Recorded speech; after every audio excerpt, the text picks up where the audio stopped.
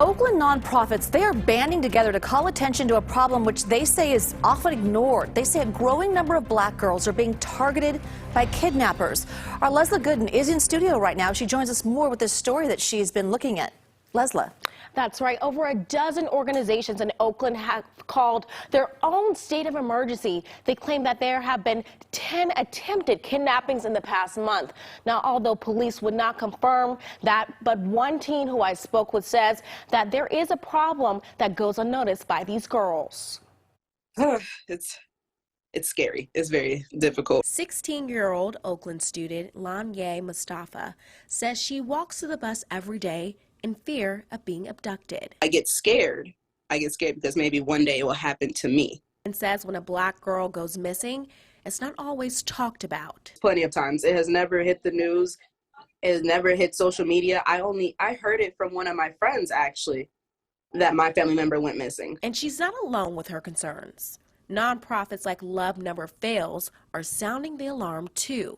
A group of about 27 or so nonprofits gathered last week to come up with a game plan to address actual kidnappings and attempted kidnappings that have been happening of black girls in the community. Vanessa says this isn't a new problem, but an increasing one. Really, 2 black girls just in broad daylight on the bus, walking around their neighborhoods at Lake Merritt, walking around near stores. We reached out to Oakland police regarding the public's concern of the missing black girls, and they told us in a statement that the city has not issued a state of emergency regarding kidnappings, although the community has, adding that unfortunately many kidnappings and attempted kidnappings go unreported. But community leaders are looking to do more and use tools like the proposed Ebony Alert system,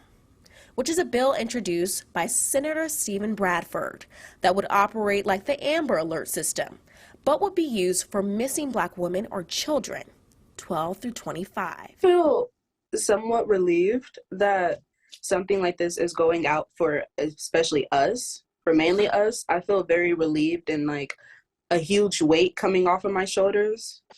Wow.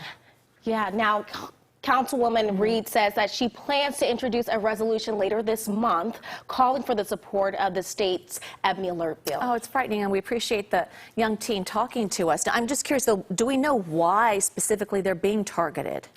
You know, that is really unclear, okay. And we're still working towards that, try to get that information.